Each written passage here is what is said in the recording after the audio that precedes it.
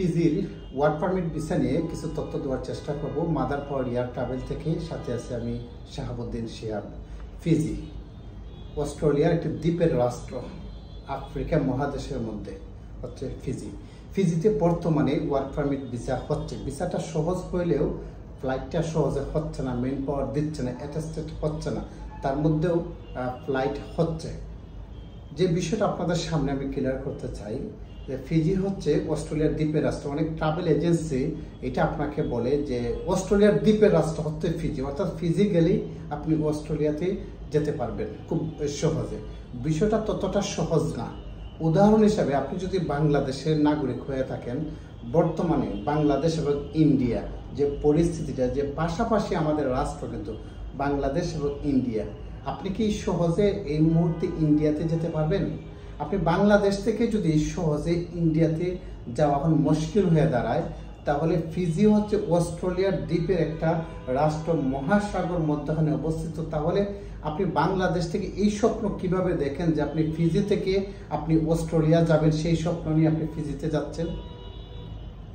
আমি একটা কথা বলবো, আপনি যদি ফিজিতে যান তাহলে আপনি এটাই মাথায় রাখবেন যে আপনি ফিজি থেকে কি কাজ করবেন, কত টাকা বেতন পাবেন। হ্যাঁ, এক দেশ থেকে অন্য দেশে যাওয়াটা খুব সহজ হয়, তখন হয় যখন আপনি ওই দেশের ভাষা সম্পর্কে জানবেন, কাজ সম্পর্কে জানবেন, ওই দেশের শ্রমিক আইন অনুযায়ী তথ্যগুলো আপনি জানবেন, বা ওই দেশের চলাচল বা এক দেশে অন্য দেশের সাথে কেমন সম্পর্ক, অর্থাৎ টিআরসিটি কার্ড যখন পাবেন তখন হয়তো সম্ভব এক দেশ থেকে অন্য দেশে যাওয়া। কিন্তু খুব সহজেই আপনি ফিজিতে গেলে অস্ট্রেলিয়া চলে যাবেন, এটা মাথা থেকে নামিয়ে দেন।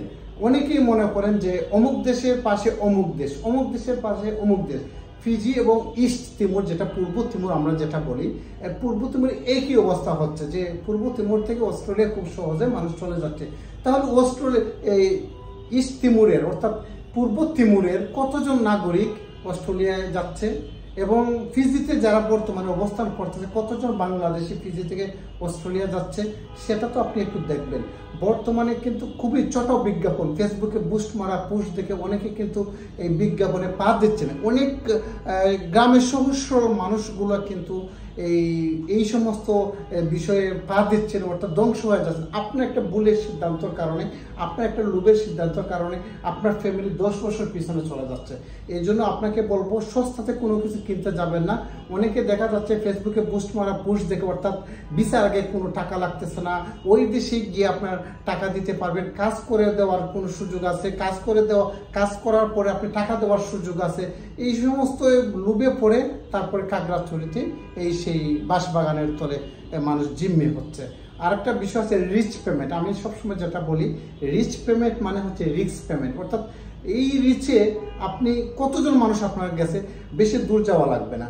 আপনার ফ্যামিলি বা আপনার আত্মীয় স্বজনের মধ্যে Saudi, Dubai, Oman, Malaysia, America যে কোনো দেশে আছে, তাকে আপনি একটা ফোন দেন, তো ভাই আপনার তো ব্লাড সম্পর্ক, অর্থাৎ আপনার আত্মীয়, নিকটবর্তী আত্মীয়, আপনি আমার দুলাভাই লাগেন, ভাই লাগেন, আমাকে ওইখানে নেন, একটা ভিসা দেন, তারপরে আমি কাজ করে আপনার টাকাটা দেবো, অথবা পৌঁছানোর পরে টাকাটা দেবো। দেখেন তো সে মানে কিনা। সে যদি না মানে, তাহলে আপনি কিভাবে এটা আশা করেন? এটা ফেসবুকে বুস্ট মারা অপরিচিত একটা মানুষের কাছে আপনি যাবেন। এর জন্য সতর্ক থাকবেন। বিদেশ যাবেন, আপনার হাতে একটি পাসপোর্ট আছে, সর্বপ্রথম আপনি বাজেটটা মেনশন করবেন, কত টাকা বাজেটে যাবেন, এবং বর্তমানে কোন দেশে কত টাকা রেট, কোন দেশে যাওয়াটা সহজ হবে কি কঠিন হবে। মাদার পাওয়ার এয়ার ট্রাভেল যেহেতু মেন পাওয়ারের সাথে জড়িত আছে, আমি আপনাদেরকে তথ্য দেওয়ার চেষ্টা করবো। স্ক্রিনে দেওয়া নাম্বারে যোগাযোগ করতে পারেন। তবে সরাসরি ফোন না দিয়ে আমাকে SMS দিবেন যে ভাই আমি অমুক দেশে যাওয়ার জন্য অমুক ট্রাভেলসের সাথে কথা বলছি, এটা কতটুকু সঠিক আছে, অন্তত থেকে আপনাকে একটু ধারণা দিতে পারবো। আপনারা ফেসবুকে গিয়ে মাদার পাওয়ার এয়ার ট্রাভেল লিখলেই আপনি আমার অফিসিয়াল পেজটা পাবেন। ইউটিউবে গিয়ে মাদার পাওয়ার টিভি লিখলে আমার ইউটিউব চ্যানেলটা পাবেন। আশা করি সাপোর্ট দিবেন, সাথে থাকবেন, সাথে থাকবো।